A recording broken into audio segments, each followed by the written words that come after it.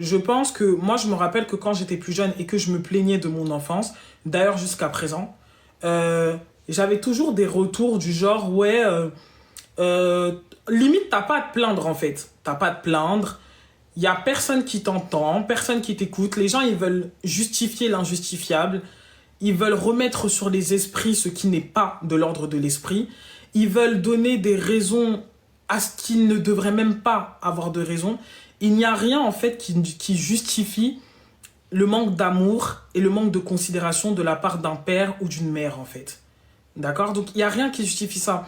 Et moi par exemple, quand je regarde toute cette situation, je me dis mais au final, on ne sait même pas ce qu'on a le droit ou pas de ressentir parce que dès lors que tu veux exprimer un ressenti qui va à l'encontre de tout ce que la société te dit, tout le monde veut te tomber dessus pour t'expliquer comment certaines choses sont tellement sacrées que nanani nanana. Et tu sais pas. Tu te tournes vers la spiritualité aussi te dit que non, tu sais, ton âme, ceci. À un moment donné, bah, je suis juste dans une phase où j'ai même pas envie de savoir qu'est-ce que les gens disent de quoi que ce soit. Je suis vraiment dans l'écoute de mon être, en fait. Et ce que mon être me dit, c'est que beaucoup d'enseignements ont participé à asservir les gens, à donner des justificatifs pour les situations qu'un enfant n'aurait jamais dû vivre. Tout simplement. Il y a des parents qui mettent leurs propres enfants en danger et qui les livrent au monde. Et il n'y a rien qui devrait justifier ça. Et aujourd'hui, quand tu prends cette société, tu as les chrétiens qui vont te dire que non, Dieu a dit de pardonner. Tu as les gens qui vont te dire, tu as les propres parents parfois qui sont tellement des irresponsables qu'ils ne veulent même pas entendre ce que tu leur reproches. Parce que entendre ce que tu leur reproches, ça va être se confronter à ce qu'ils sont vraiment. Tu as après les gens qui vont te dire, et les bons parleurs qui vont te dire que non, tu sais, il est important de faire ceci, de faire cela, À un moment donné, j'ai envie de vous dire, qu'est-ce que toi tu penses? Qu'est-ce que tu ressens? Parce que je pense qu'il n'y a rien qui allège autant l'esprit, l'âme et le cœur que d'accepter pleinement son ressenti sans émettre aucun jugement dessus. Franchement. Et je pense que ce que je dis là, ça va peut-être aider une personne qui se trouve dans une situation similaire ou qui est en train de se poser des questions existentielles sur sa vie, que rien ne vienne donner de la légitimité aux douleurs et aux souffrances que vous avez vécues, si ce n'est que le fait de les regarder avec un œil de conscience. Quand tu te retrouves à un certain âge à vivre certains épisodes, parce que quand tu repars dans la profondeur, tu te rends compte que ce sont des échos de situations vécues dans l'enfance, à un moment donné, chacun doit prendre la part de ses responsabilités. Toi, en tant qu'adulte, parce qu'aujourd'hui, tu as le pouvoir de choisir en fait ce que tu veux prendre comme décision, de ce que tu veux prendre comme chemin. Mais ceux qui t'ont transmis ton programme mental, ils avaient la responsabilité de s'assurer de ne pas te transmettre un mauvais programme. Rendons à chacun selon ce qu'il a semé. Et c'est pour ça que moi, j'aime bien retourner aux enseignements originels. Par exemple, quand tu regardes dans l'Égypte antique, ils avaient la Mahad. On n'avait rien qui venait justifier les mauvaises actions d'une personne sur cette terre. Il y a des gens qui sont purement mauvais. Il y a des humains qui sont pleinement méchants, par choix et par décision. C'est-à-dire que quand ils regardent l'amertume qu'ils ont dans le cœur, l'aigreur que leur vie n'a pas réussi ou que leur vie n'est rien ou ne redeviendra peut-être rien, et bien ces personnes-là, elles décident volontairement de nuire, d'apporter le déséquilibre, d'apporter les mauvaises graines sur la terre. Et quand tu regardais à cette période-là, il y avait 42 lois et chacun devait s'atteler à appliquer ces 42 lois pour s'assurer d'avoir une place dans l'au-delà, en fait. Une place dans ce monde des ancêtres, une place dans cet autre endroit où on était censé partir. Donc, qu'est-ce qui s'est passé entre le commencement où les gens avaient comme vocation de faire de leur mieux sur cette terre pour qu'on arrive à un moment de l'histoire où on a une bienveillance, mais totalement toxique, qui vient justifier le désengagement la déresponsabilisation de personnes sur cette terre en disant que non, leur âme a décidé de venir défoncer et niquer des mères parce que sous prétexte que, excusez-moi du terme, mais sous prétexte que ça participe à l'équilibre et à l'harmonie. Il y a un souci. Je vous jure, il y a un souci. En vrai, on rigole, mais c'est un truc de malade. Il y a un souci. Qu'est-ce qui s'est passé? Voilà. Qu'est-ce qui s'est passé entre la Maat, les 42 lois, qui étaient un peu partout, hein, on trouvait les mêmes principes chez les Sumériens, dans toutes les traditions ou autre chose. Qu'est-ce qui s'est passé pour qu'on passe à une dimension où l'âme vient s'incarner sur Terre pour créer, pour bâtir, pour construire, pour améliorer la Terre, pour nourrir la Terre, pour rendre à la Terre? Qu'est-ce qui s'est passé pour qu'on passe de cette dimension à des âmes sont venues s'incarner pour tout whipping, pour détruire?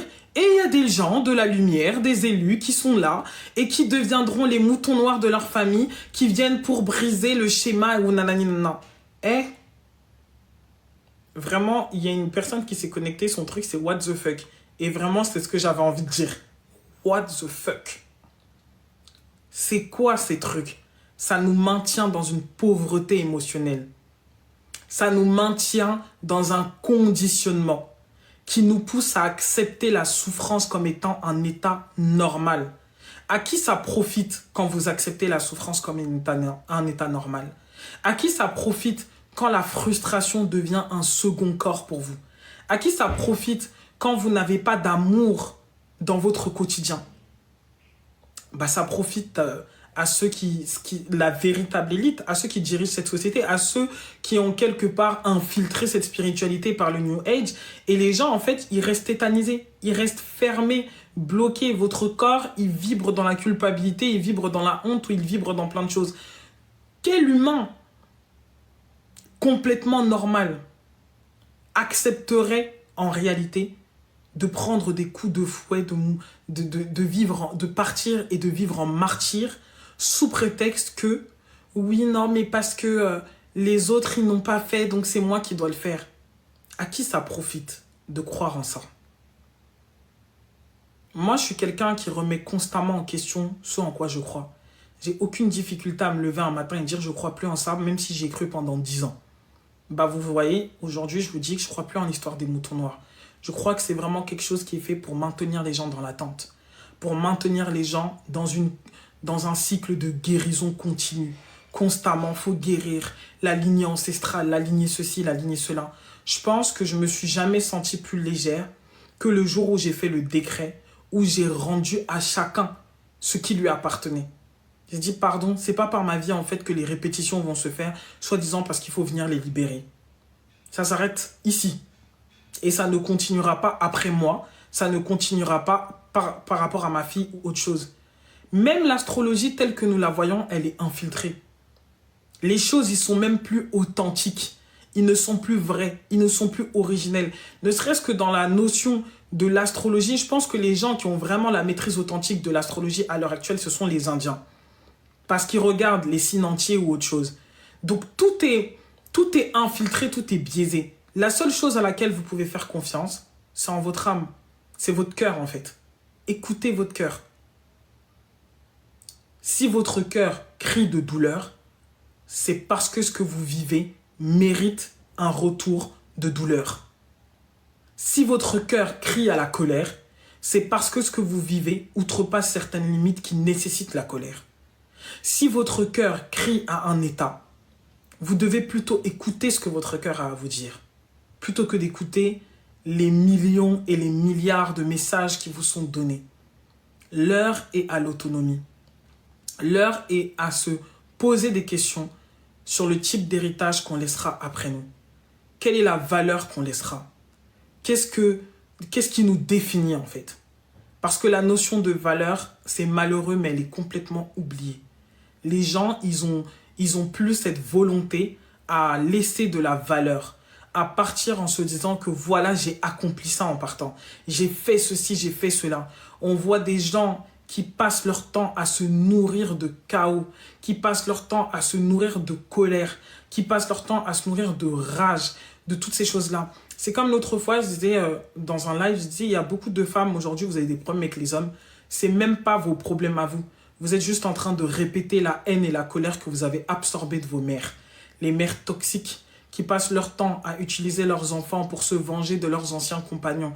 De la même manière que vous avez des pères toxiques qui utilisent leurs enfants pour se venger de leurs anciennes compagnes. Depuis quand les enfants même devraient être mélangés dans des histoires de fesses et d'adultes?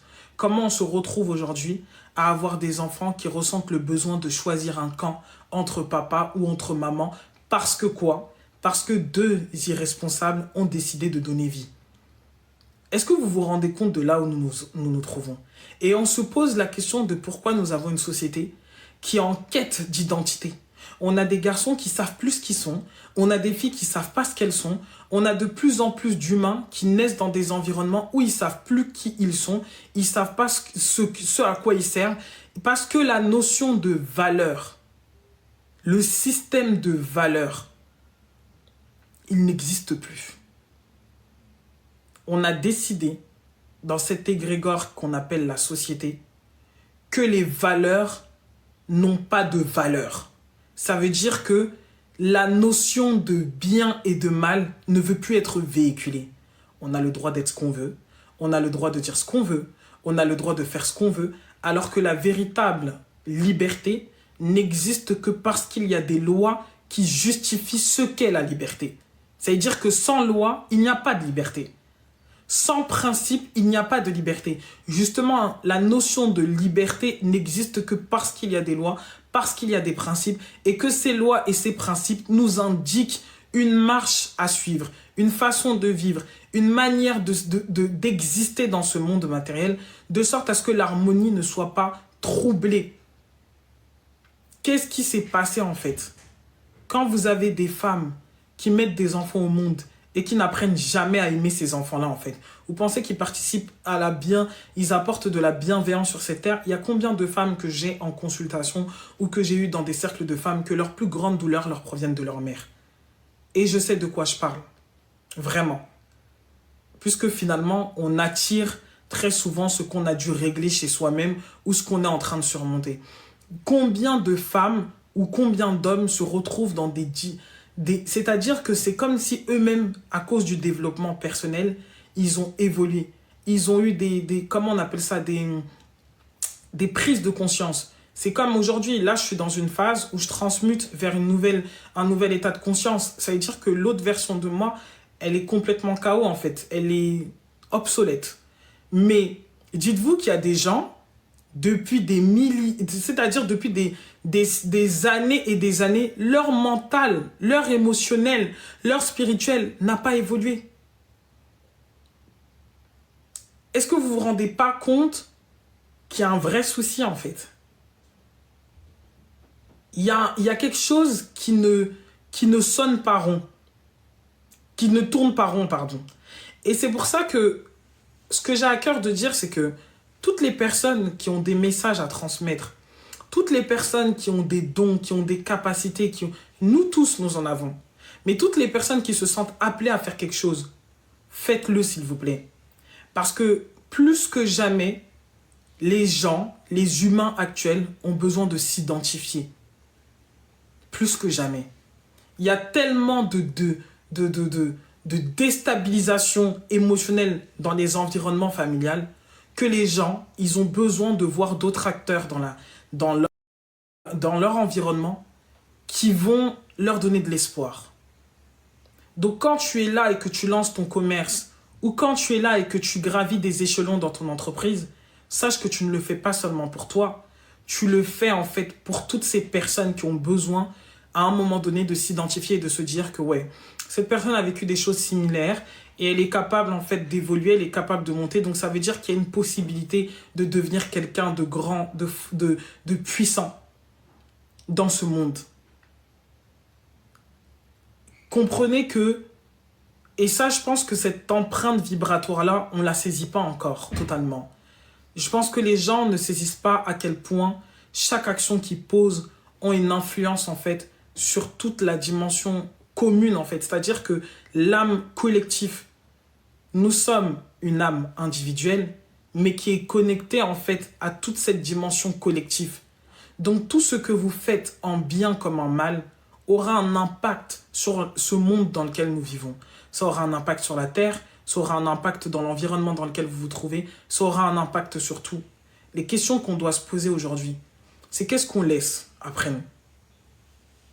Qu'est-ce qu'on choisit de faire? On peut s'asseoir et parler de toutes les erreurs que ceux qui nous ont précédés ont fait.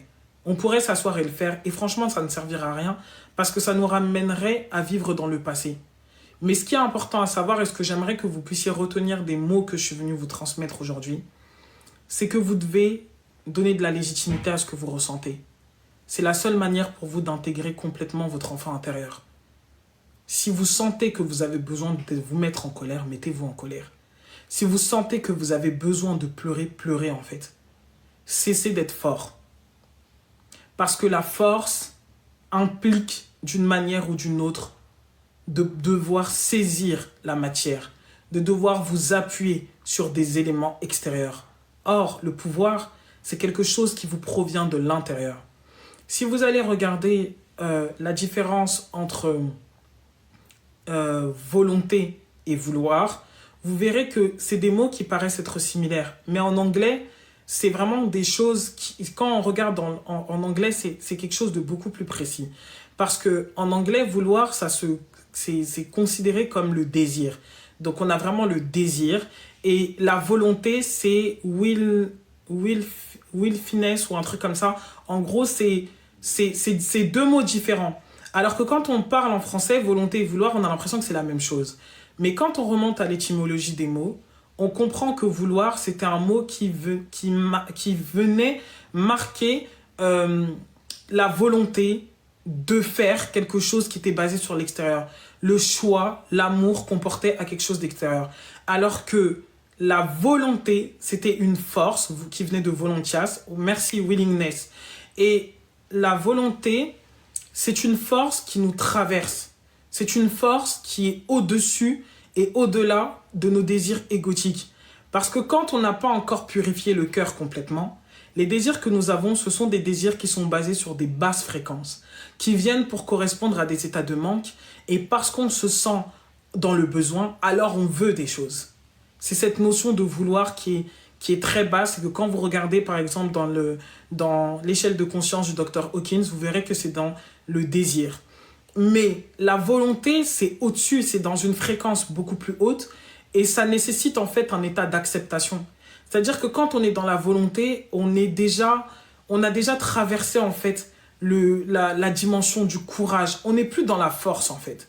On n'est plus dans la nécessité de faire. Et quand on est dans la force, ça veut dire qu'on est dans la survie. À chacun d'entre vous qui m'écoutez, si vous ressentez que vous avez encore besoin d'être fort, c'est parce que vous êtes en train de survivre. Et pour pouvoir désamorcer cet état de survie, vous devez vous poser la question de qu'est-ce qui vous a poussé, quel a été l'élément déclencheur dans votre histoire qui vous a emmené à devenir fort. Parce qu'il y a des enfants qui ont été livrés, comme on dit, à l'abattoir, qui ont été donnés au monde parce qu'ils ont été abandonnés affectivement ou émotionnellement, parce qu'ils ont été abandonnés sur le plan spirituel ou autre chose, donc ils étaient vulnérables aux attaques extérieures, ou parce que tout simplement, ils se sont retrouvés dans des environnements qui étaient tellement dysfonctionnels qu'ils avaient besoin d'aller puiser à l'extérieur ce qu'ils ne trouvaient pas à l'intérieur. C'est-à-dire que c'est comme quelqu'un qui rentre à la maison, qui voit que le frigo il est vide. À force de sa famille, il ressent le besoin d'aller ailleurs pour voir si le frigo il est rempli ailleurs. Donc, si vous n'avez pas eu la grâce de naître de femmes conscientes ou de naître de femmes conscientes, si vous n'avez pas eu cette grâce-là, si vous n'avez pas expérimenté ça, ça veut dire que c'est vous qui devez devenir cette personne consciente pour vous-même. Donc, l'idée, c'est pas de regarder ce que nous avons vécu pour condamner qui que ce soit ou autre chose. Mais c'est de le regarder avec la plus haute des considérations et de se dire que si je ne me sens pas, si je n'ai pas le sentiment d'avoir été entendu ou écouté, il est temps que je m'écoute et que je m'entende, que je me reçoive, que je me vois et que je respecte qui je suis. C'est très important de faire ce travail-là sur soi. Parce que je crois qu'il n'y a pas une autre façon de désactiver le mode guerre. Je pense qu'il il n'y a pas une autre façon de désactiver la survie. Je crois que la survie nous vient des insécurités émotionnelles que nous avons ressenties dans l'environnement familial en grandissant. Donc, une chose que vous pouvez faire, premièrement, c'est prendre l'habitude de vous faire des câlins. C'est un truc que moi, je n'ai jamais eu à faire.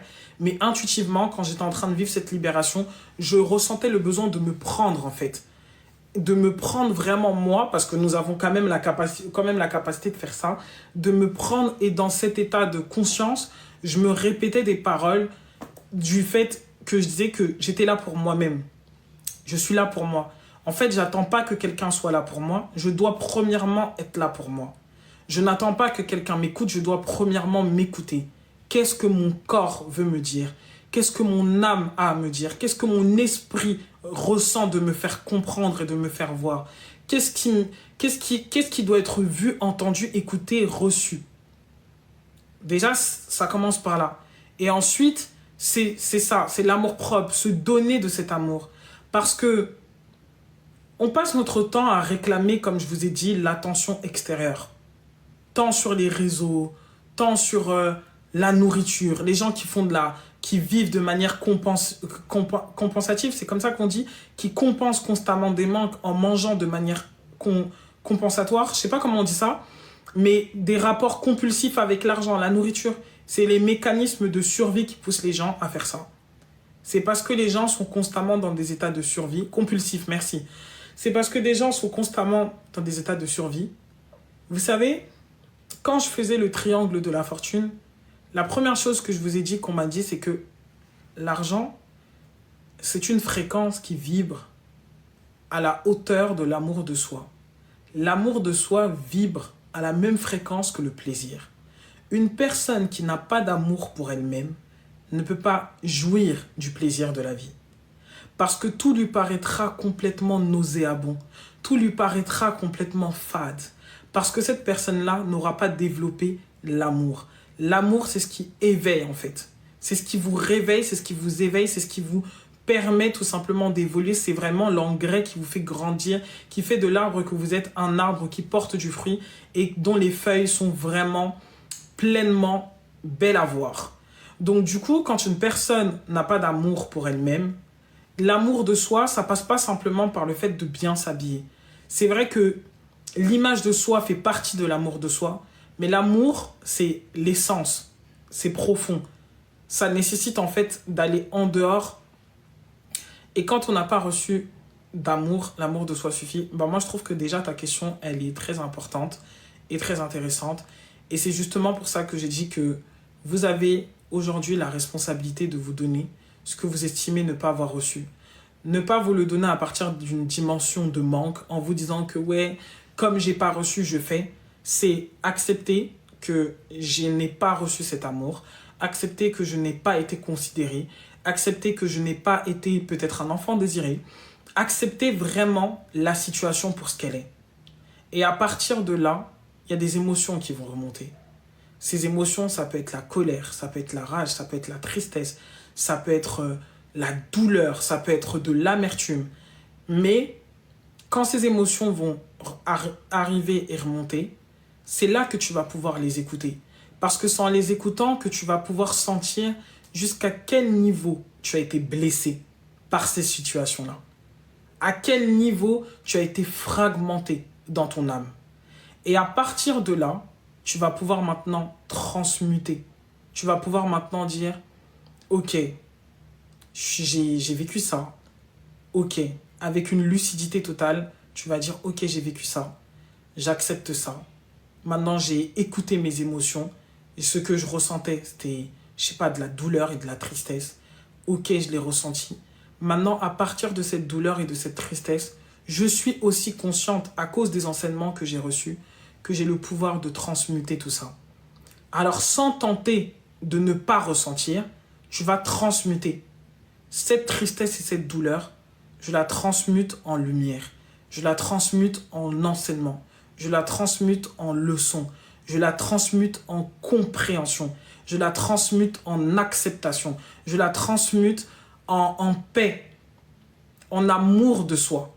Parce que l'énergie n'est pas quelque chose qu'on peut effacer. L'énergie n'est pas quelque chose qu'on peut enlever.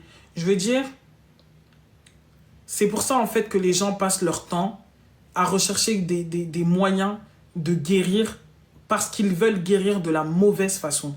Ils veulent guérir en effaçant l'histoire. Ils veulent guérir en effaçant ce qu'ils ont vécu. Tu ne peux pas le faire. Tu ne peux pas le faire. C'est-à-dire que tu ne peux pas effacer ce que tu as vécu. Si tu as été un enfant qui a grandi dans un environnement toxique, tu ne pourras jamais effacer de l'histoire que tu as grandi dans un environnement toxique. Tu pourras te forcer à l'oublier. Tu pourras geler cette version de toi. Tu pourras passer ton temps à aller à l'encontre de ça et à te dire que non, je ne veux pas regarder directement ce que j'ai vécu. Mais à un moment, la vie, elle te demandera de faire face. Et quand la vie va te demander de faire face, on passe tous par là. Tu devras faire quelque chose de très puissant. C'est la transmutation. Transmuter ce que vous avez vécu. Ne tentez pas de l'effacer. Je vous assure qu'il y a quelque chose de puissant dans le verbe. Depuis ces derniers jours, depuis ces dernières semaines, depuis que je suis rentré en gros du Cameroun, ce n'est que par la puissance du verbe sacré que je fais des libérations. Je décrète en fait. Parce qu'il n'y a rien de plus puissant que de dire la vérité. Il n'y a rien de plus puissant que de décréter cette vérité et de dire que, ok, telle est la situation, mais j'ai le pouvoir de transmuter ça. Je ne cherche pas à le transmuter parce que je ne veux pas ressentir. Il faut le ressentir. Parce que si tu ne le ressens pas, tu ne respectes pas ce que tu as vécu. Si tu ne le ressens pas, tu ne sauras pas poser des limites à ce que tu as vécu. C'est ce qui fait que les gens se trouvent constamment dans l'attente de voir leur bourreau changer. Ils se trouvent dans l'attente de voir les personnes qui leur ont fait du mal reconnaître qu'ils leur ont fait du mal. Je suis désolé de casser votre attente, mais 98% des personnes ne reconnaîtront pas ce qu'elles ont fait subir à d'autres. Et vous savez pourquoi? Parce que très souvent, pour vous faire subir quelque chose de manière continuelle, c'est qu'il y a une volonté à ne pas se remettre en question. Quand tu vois des enfants qui ont été maltraités ou qui ont subi des V, par exemple, ou des situations extrêmement douloureuses, il y a une répétition qui s'est faite. C'est-à-dire que vous avez cette répétition qui vient vous montrer que ce sont des personnes qui sont insensibles à l'émotion. C'est vraiment le cas des sociopathes, en fait. Quelqu'un qui t'a fait quelque chose. Vous qui m'écoutez, certainement, vous êtes comme ça. Tu as fait quelque chose à quelqu'un. La personne te reproche que « Ah, mais tu m'as fait ça, ça m'a affecté. » À cause de votre dimension empathique, vous allez faire quoi? Vous allez tout de suite vous remettre en question. « Putain, mais pourquoi? Qu'est-ce que j'ai fait ?» Et même si ça ne vous fait pas tomber dans une dépression, encore heureux, vous allez avoir la capacité de vous remettre en question. Est-ce que j'ai outrepassé les limites? Est-ce que j'ai dépassé les bornes? Est-ce que j'aurais pas dû parler autrement? Est-ce que je n'aurais pas dû faire différemment? Seulement le fait d'être capable de vous poser cette question. Putain, mais vous savez même pas que c'est un acte de grandeur, mais qui est juste incommensurable. Parce qu'il y a des gens qui meurent dans la douleur à l'heure où je vous parle. Parce qu'ils ont eu un père ou une mère qui ne s'est jamais posé cette question. Ou ils ont eu un ex-mari ou une ex-femme qui ne se sont jamais assis pour se poser la question: est-ce que je n'ai pas dépassé les bornes? Est-ce que ce dont la personne est en train peut-être de me pointer du doigt, est-ce que ça ne mérite pas une once d'attention? Quand vous avez des gens qui fuient la conversation, qui sont incapables d'écouter ce que vous avez à dire ou ce que vous avez ressenti à leur contact, vous avez affaire à des gens qui sont extrêmement toxiques et qui ne changeront certainement jamais. C'est un leurre de penser qu'ils vont changer. Et c'est parce que vous pensez qu'ils vont changer que ça vous maintient dans une position d'attente. Ça vous maintient inconsciemment dans une position d'attente. Chaque fois que vous attendez le changement de quelqu'un, vous tombez dans une position d'attente. Et cette attente-là vient se répercuter dans vos finances, dans votre relation amoureuse, dans vos affaires, dans votre travail, dans tous les autres domaines. Parce que la vie veut vous dire alerte rouge, alerte rouge, alerte rouge, tu es dans l'attente. Alors ce que je vous dirais, couper les ponts, il faut faire bien plus que couper les ponts. Il faut se couper énergétiquement de ces gens-là. Il faut leur renvoyer leur douleur. Il faut leur renvoyer leur piège vibratoire. Il faut tout simplement se lever et dire « Je décide que c'est la fin. Je décide que je ne suis pas la personne qui est à l'origine de toutes ces choses-là. Je décide que, regardez, j'ai fait, étant donné, je vais vous lire quelque chose. Étant donné que ces derniers temps, j'ai commencé à faire des soins et que j'ai commencé à me traiter avec des décrets, par rapport à ça, j'ai trouvé nécessaire de les écrire pour les rendre disponibles. J'ai un décret que je vais vous lire qui va certainement être utile. J'en ai mis 4. D'ailleurs, j'ai créé un site pour ça. J'en ai mis 4. Mais il y a un décret qui est très intéressant. Libération des charges émotionnelles liées à la mer. Chaque décret que j'ai utilisé, chaque décret que j'ai mis, c'est des décrets que j'ai utilisés et dont j'ai vu très sincèrement un changement vibratoire. Moi, donc Princesse Tiassi, je me tiens aujourd'hui devant le grand conseil de la vie et je proclame la fin d'un pacte ancien qui ne m'honore plus. Je déclare que je restitue maintenant à ma mère tous les charges émotionnelles qui m'ont été transférées sans mon accord. Sa tristesse, sa colère, sa peur, sa honte, son impuissance, ses blessures non nommées. Je ne suis pas le réceptacle de ses manques et je ne suis pas la gardienne de sa guerre intérieure. Attendez. Oh mince.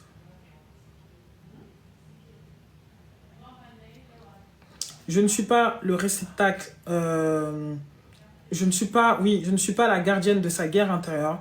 Je ne suis pas son bouclier, ni son miroir, ni son sauveur. Je me libère, je me retire de ce rôle imposé. Je coupe les fils énergétiques qui me retiennent à sa souffrance. Je rends à la source divine tout ce que je ne peux ni porter, ni réparer, ni retenir. Je rends à la terre tous les fardeaux transmis par le sang pour qu'elle les transmute en sagesse ancestrale et en paix. Et maintenant, je prends doucement mon enfant intérieur dans mes bras. Je la regarde avec amour, je la ramène chez moi. Je suis sa mère, je suis sa sécurité, je suis son refuge vivant. Je réintègre mon enfant intérieur dans mon propre temple. Je l'enlace dans une matrice d'amour, de douceur et de lumière. Je déclare que je suis libre de mon passé, je suis libre de m'aligner, je suis libre de créer une nouvelle histoire. Ainsi soit-il, ainsi il est, ainsi il demeure. Et ça, c'est des décrets que j'ai faits parce que ça m'est venu à des moments clés et j'avais besoin de libérer. Il y avait par exemple le décret de retour de pouvoir. Au nom de l'unité divine que j'incarne, je décrète en ce jour solaire que mon corps est un temple et que ce temple est maintenant activé dans toutes ses dimensions. Par le pouvoir des rayons cosmiques du grand soleil central, je connecte mes cellules à la lumière originelle. Par la douceur féconde des énergies lunaires, j'enveloppe chaque recoin de mon être dans la paix vibratoire. Par la puissance du cœur magnétique de la Terre, j'ancre en moi l'autorité de la vie, la souveraineté de mon incarnation, la force de ma mémoire. Je m'aligne aux photons d'or purs qui circulent librement dans mes canaux subtils. Je décrète la fusion de mes corps physiques, émotionnels, mentaux, spirituels, éthériques, astral, causal et divin. Chaque portail de mon être est à présent activé. Chaque membrane énergétique est restaurée. Chaque blessure est transmutée. Chaque fin est scellée. Chaque nouveau cycle est béni. Je suis la gardienne consciente de mon temple de lumière. Je suis la clé vivante des mondes unifiés. Je suis la conscience souveraine d'un corps divin réenchanté. Par le feu, par l'eau, par l'air, par la terre et les terres, je consacre mon temple. Par la lumière, l'amour et le silence et la volonté, je l'honore, je le défends, je l'incarne. Je suis prête, je suis complète, je suis reliée, je suis activée. Ce qui est dit dans la lumière est loi dans la matière. Je suis le temple, je suis la loi, je suis la présence. Ainsi soit-il, ainsi il est, ainsi il demeure. Et franchement, j'ai passé les 3 dernières semaines, je sais pas, j'ai écrit 50, je sais pas, j'ai combien de décrets dans ma vie que j'ai écrit. Et je vous assure que votre verbe, votre pouvoir, votre parole, c'est quelque chose d'extrêmement puissant que vous ne devriez jamais négliger. Vous devez faire en sorte d'augmenter votre pouvoir vibratoire, de réactiver le pouvoir de votre verbe. N'importe qui peut le faire. Et à partir de là, vous avez ça en fait. Vous avez vraiment votre... Vous voyez, cette zone-là, c'est votre puissance. C'est pour ça que je parle de décret en fait.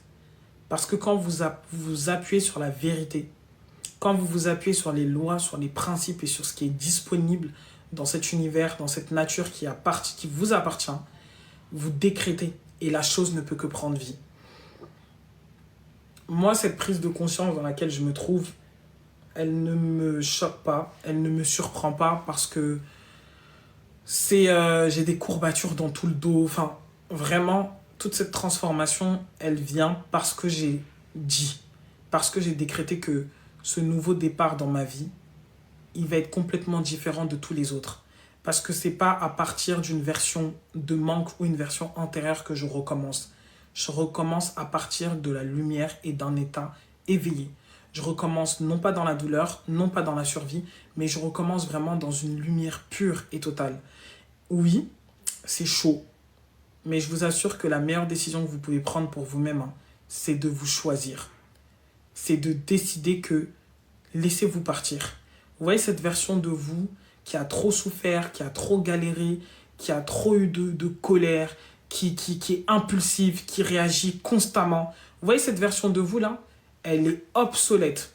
Elle ne peut pas vous emmener dans la plus haute version de vous-même. Tout a commencé quand j'ai commencé à me mettre dans cette préparation par rapport au séminaire Abondons.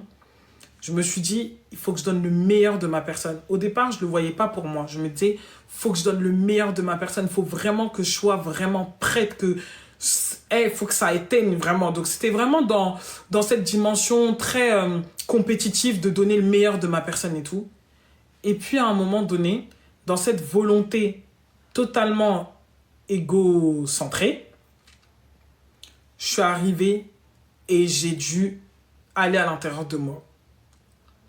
Ah, c'était chaud.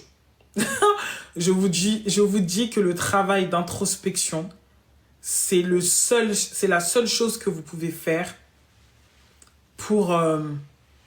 En fait, c'est le seul moment de votre vie où vous redevenez comme un enfant. Vous voyez la vulnérabilité d'un enfant, c'est à ce moment-là que vous la retrouvez. Vous devez prendre conscience de qui vous êtes. Vous devez valoriser votre histoire. Valoriser votre histoire commence par vous écouter. N'attendez pas que les autres comprennent. N'attendez pas qu'ils soient d'accord.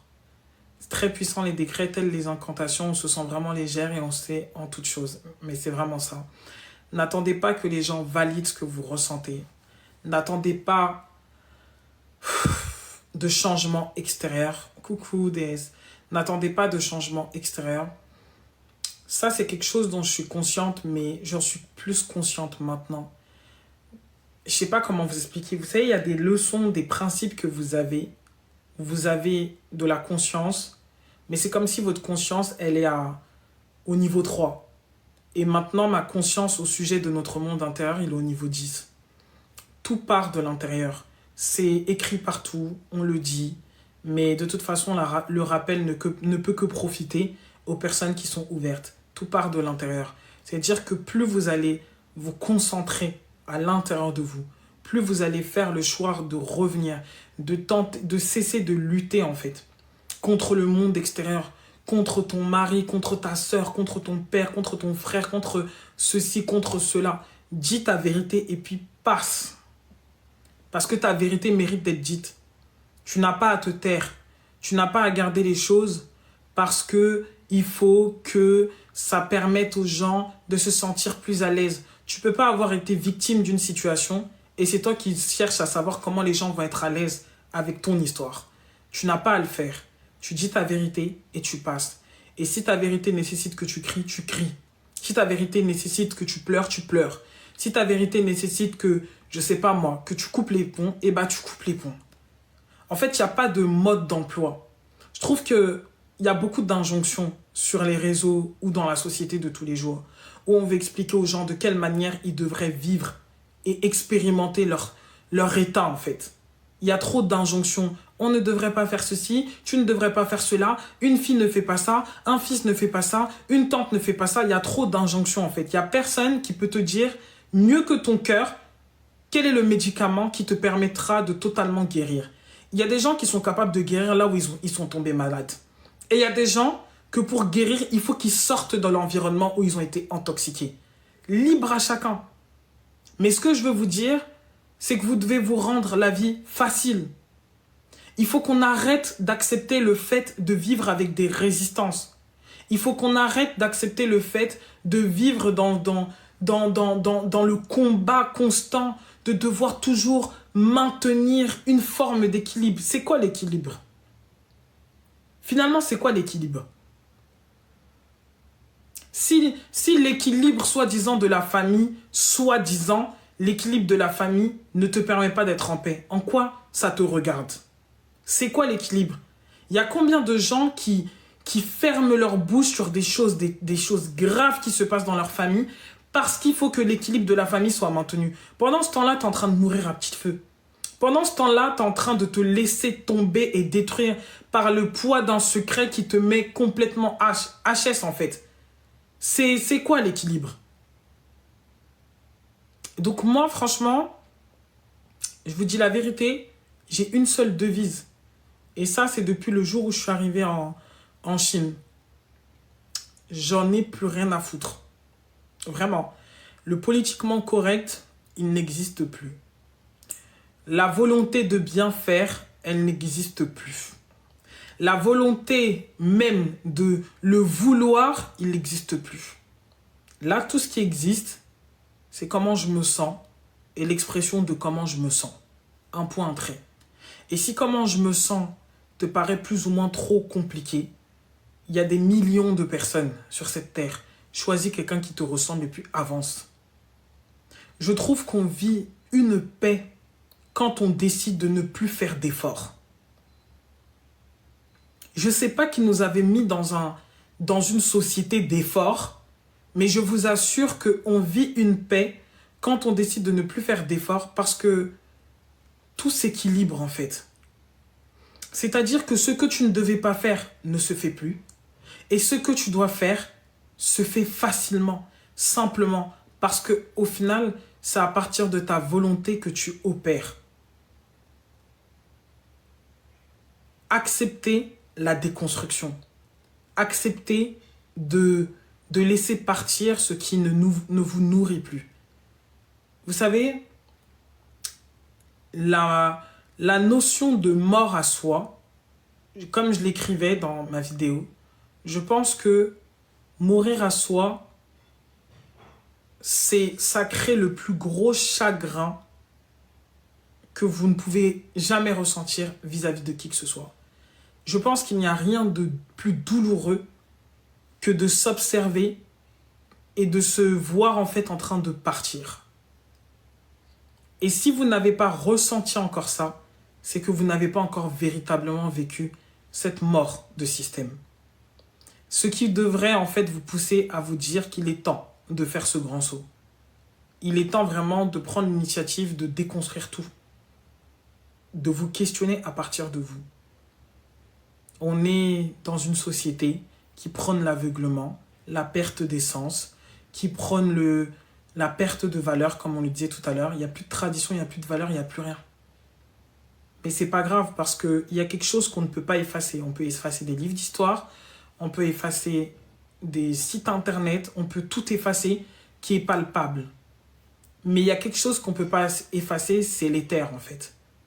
Et l'histoire de tout individu et l'histoire du monde est contenue en fait dans le vide qui nous entoure. Vous avez juste besoin de ressentir. Vous n'avez pas besoin de faire 50 000 choses. Levez-vous le matin, respirez en fait.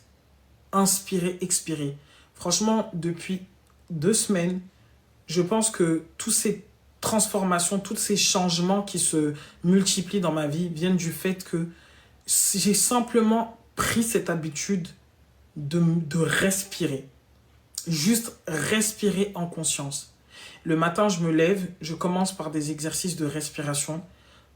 Pas parce que je cherche à provoquer quoi que ce soit, je respire.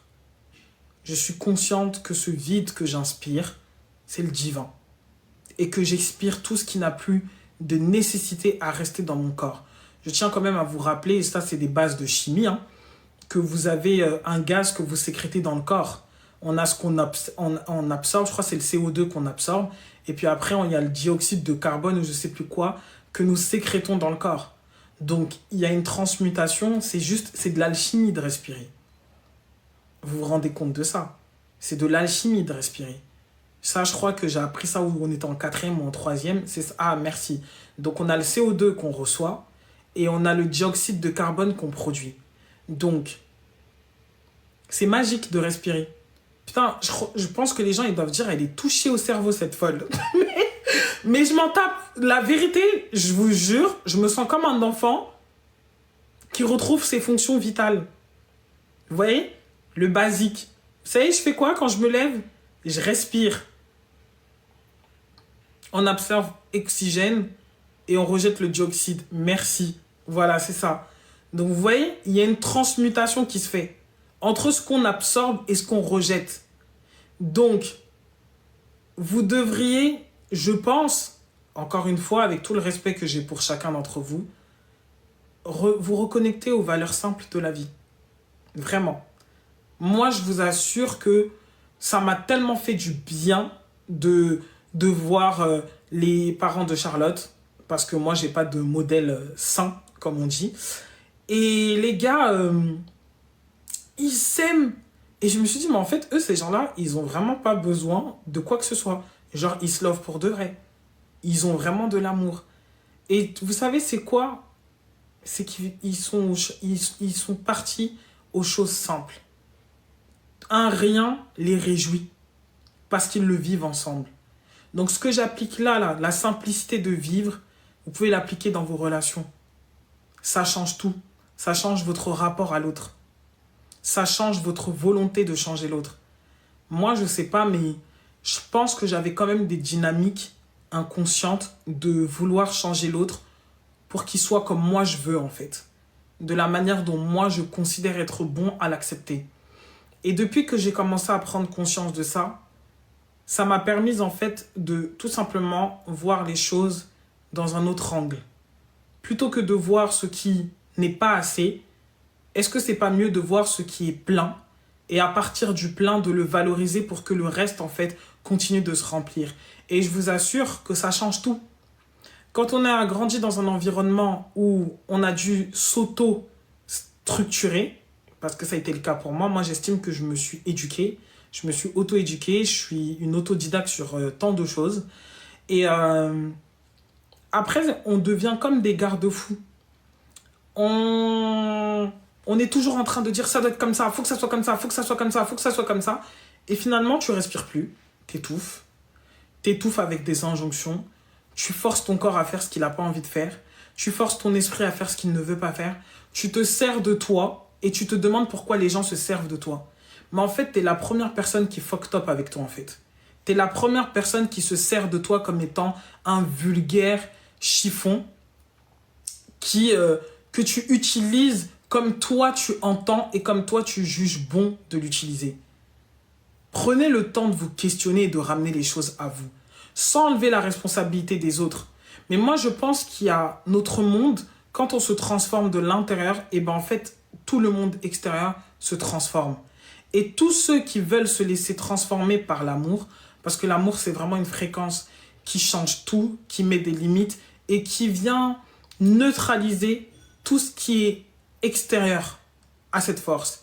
Et ben moi, je pense que quand on est dans ça, quand on vibre dans cette fréquence-là où on se transforme de l'intérieur, et ben, je sais pas comment vous expliquer, s'il y a le reste, en fait, on s'en fout. En gros, tu es tellement comblé par ce que tu ressens, par la plénitude de ton être, que tu ne cherches plus en fait à t'accrocher à quoi que ce soit d'extérieur. Tu es ancré, tu n'es pas accroché, c'est deux choses différentes. L'ancrage, c'est pas de je m'accroche. Parce que quand tu t'accroches, ça sous-entend en fait que tu peux tout simplement te décrocher ou autre chose.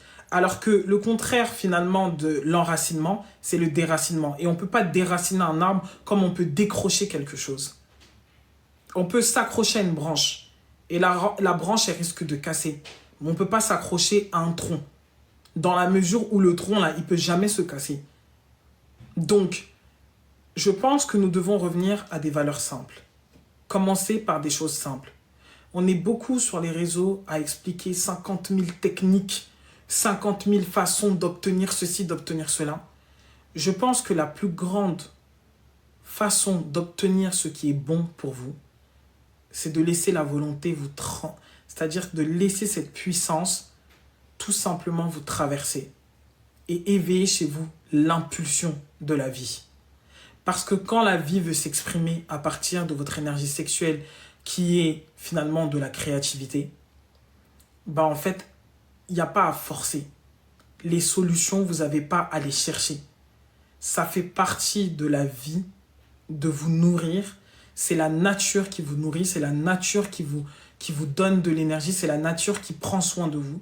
Et là, vous n'êtes plus en train d'aller chercher quoi que ce soit. Vous êtes ancré et vous recevez en fait. Vous recevez parce que c'est naturel de recevoir. Et c'est contre nature que de ne pas recevoir. C'est ça qu'on ne se rend pas compte. En fait, on est en train d'apprendre par 50 000 textes, oui, développement par-ci, développement par-là. On est en train d'apprendre aux gens tous les jours des nouveaux mots, des nouvelles techniques. Il n'y a pas 50 000 techniques, en fait.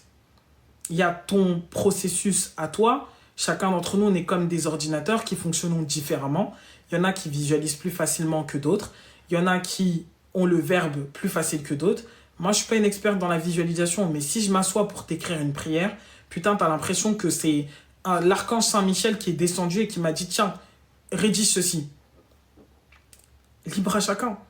La méthode que j'emploie pour obtenir, c'est pas ta méthode à toi et c'est OK. En fait, il n'y a pas de meilleure méthode. Il y a juste le fait de se foutre la paix. Vraiment. D'arrêter de vouloir performer, même dans des choses qui sont abstraites. Et on le voit dans la spiritualité, on voit comment c'est une guerre d'esprit. On voit comment chaque jour, les gens, en fait, ils rentrent dans le piège de TikTok, dans le piège des réseaux, à vouloir constamment fournir de l'information. Il faut tout le temps donner, il faut tout le temps être en action. Non, en fait. Tes choix, tes actions, tes paroles auront plus de pouvoir si tu sais t'accorder le temps de recevoir. Et le temps de recevoir, il commence par l'art de respirer. Ce que je vous dis, ça change profondément ma vie en ce moment. Je me sens, mais je ne sais pas comment vous expliquer. Waouh! Même les libérations que j'ai eues, ça fait partie du processus. Tu ne peux pas rentrer autant de vibrations pures sans dégager ce qui doit être dégagé. Donc, respirez en fait. Je vous rappelle que nos ancêtres ne parlaient pas d'univers. Ils parlaient de nature. La nature. Ils parlaient de Dieu, la nature et les ancêtres. Ils ne parlaient pas d'univers. Quand on utilise le mot univers, c'est quelque chose qui nous paraît lointain. C'est quelque chose qui nous paraît éloigné. Comme je disais l'autre fois, que la Terre, elle vous paraît quelque chose de purement statique, alors qu'en réalité, elle est vibrante. Le sol est vibrant. Tout ce que nous utilisons est vibrant. Si on utilise le microscope et qu'on va regarder, vous savez que tout est atome et que tout est composé à base d'atomes et que ces atomes-là vont créer après des molécules et ainsi de suite. C'est des bases de chimie. C'est-à-dire que rien n'est figé, tout est en mouvement, tout est vivant, tout n'a pas de conscience, c'est réel. C'est-à-dire que le téléphone que tu tiens, il n'a pas de conscience, mais il est vivant. Il est un comment on appelle ça? Il est comment on appelle? Oh là là, je me rappelle plus du mot. Il est un tout en fait. Donc c'est-à-dire que c'est un mélange de plusieurs atomes qui font des molécules et qui font ton téléphone. Donc à nos yeux, on voit quelque chose de figé qui ne bouge pas, qui ne fait rien. Mais en réalité, si on va regarder au microscope, vous verrez qu'il n'y a rien de palpable en tant que tel. Et que tout est une projection. Ce sont des projections qui sont denses, mais ça ne reste que des projections. Et tant que nous allons avoir l'impression, voilà, c'est un assemblage de particules en mouvement. Merci KNT, ça ne pouvait pas être mieux dit. Tant que nous allons avoir l'impression que ce monde matériel est quelque chose de purement statique, on aura toujours le sentiment et la sensation de la lenteur pour obtenir des choses ou pour transformer notre réalité. C'est une fausse croyance. C'est une fausse croyance qui a été volontairement prodiguée dans nos esprits. Déjà, ça, c'est une chose qu'il faut savoir. En dehors de ça, le fait de respirer, ça vous permet de vous sentir vivant. Il y en a, vous ne respirez pas. C'est pour ça que vous avez plein de problèmes d'oxygène, vous êtes au bout de votre vie, vous avez même des sensations de dépression. C'est parce que vous ne respirez pas en fait. Respirer, c'est mettre de la vie dans votre corps, ramener du mouvement à l'intérieur de vous. C'est pour ça que quand vous avez des phases de stress ou autre chose, on vous dit respirez, genre reçois la vie, reçois-la pleinement. Donc si tu ne peux pas respirer, comment tu veux t'apprêter à manifester des sommes dans ta vie ou des réalisations dans ta vie alors que la simple chose qui est l'air, qui est disponible, qui est puissant, qui est présent au milieu de tous, t'arrives pas à l'absorber, t'arrives pas à à te rendre disponible pour respirer. Comment, si tu n'arrives pas à te rendre disponible pour respirer, tu estimes que l'univers, ou que j'appelle aujourd'hui la nature, comment tu estimes que la nature va trouver légitime de t'accompagner dans ce que tu es en train de faire? Pourquoi l'eau te servirait? Tu n'arrives même pas à valoriser ce que tu peux maîtriser. L'eau, tu ne peux pas la maîtriser. Quand vous pleurez, vous remarquez que vous avez du mucus qui sort de votre nez. Donc, vous avez envie de vous moucher, vous moucher. Vous devez savoir quelque chose. Ce mucus-là, dans certaines traditions, on disait que c'était les colères qui sortaient. Parce que le nez, il est directement lié avec vos poumons, avec votre cœur. Donc, en fait, toutes les émotions qui sont incrustées se libèrent quand vous êtes en train de pleurer ou quand vous êtes en train de rôter ou autre chose. Mais bref, c'est souvent dans les pleurs. C'est-à-dire que toutes les émotions stagnantes qui étaient là vont se libérer au travers de vos larmes. Mais tout ce qui n'a pas pu être libéré, qui ne pourra pas être libéré par les larmes, va ressortir en fait par le nez. D'où l'importance que vous ressentez de vous moucher pendant que vous êtes en train de pleurer. Pourquoi c'est le basique, c'est le B.A.-ba pour se sentir bien dès le matin. Respirez. Ensuite, ce que vous devriez faire, c'est de chauffer vos articulations. D'accord? Parce que si, par exemple, vos chevilles n'arrivent pas à se synchroniser, vous avez des problèmes au niveau des chevilles ou les chevilles qui gonflent, ça veut tout simplement dire que l'action et la pensée ne sont pas synchronisées. Donc, votre corps, après que vous ayez respiré, prenez l'habitude, en fait, de réveiller le corps en stimulant le feu intérieur. D'accord? Donc, quand on dit stimuler le feu, vous allez commencer à tourner la tête, comme ça, comme ça. Les étirements, je vous dis, c'est des trucs qui paraissent cons, excusez-moi du terme. Franchement, ça me fait rire aujourd'hui d'être la personne qui m'assoit pour parler de ça. Je vous dis la vérité. Parce que, vraiment, je ne pensais pas que j'allais trouver nécessaire de faire tout ça. Mais je pense que tous ces changements et toutes ces transformations que j'observe actuellement dans ma vie me proviennent de ces basiques-là que j'ai mis. Et là, vraiment, vous comprendrez que ouais, ce trop-plein d'informations que vous avez de faire ceci, fais cela, à telle heure, fais ceci, ça va se barrer en fait. Respirez. Respirez et chauffez le corps. Commencez le matin par dire bonjour à votre corps. Allumez le feu. Et pour allumer le feu, il faut chauffer, faites des étirements ou faites des échauffements du corps. Quand vous allez faire ça, quand vous allez échauffer le corps, quand vous allez respirer, vous avez activé l'air, vous avez activé le feu. Maintenant, là, vous allez faire quoi? Vous allez activer l'eau. Quand vous allez aller vous doucher, vous allez aller brosser vos dents, vous allez vous connecter à quel élément? Vous allez vous connecter à l'élément eau. Quand vous avez fini de vous connecter à l'élément eau, qu'est-ce qui va se passer? C'est l'élément terre qui se met aussi en mouvement parce que c'est la terre qui va recevoir l'eau, c'est la terre qui a reçu l'air, c'est la terre qui a encore reçu le feu. Et c'est la terre qui va tout simplement, qui est votre corps, qui va tout simplement refléter dans votre journée tout ce que vous avez fait le matin. Vraiment, je vous assure que ce sont des gestes simples qui vont vous permettre de vous sentir vivant. Vraiment. Et ça va changer votre vie. Je vous dis la vérité. Donc déjà, ça, c'est un truc que j'ai compris. Écoutez votre intuition, parce que plus vous allez faire ça, plus vous allez être à l'écoute de votre voix intérieure. Vous allez capter plus de synchronicité parce que vous allez être aligné avec le cycle naturel de la vie.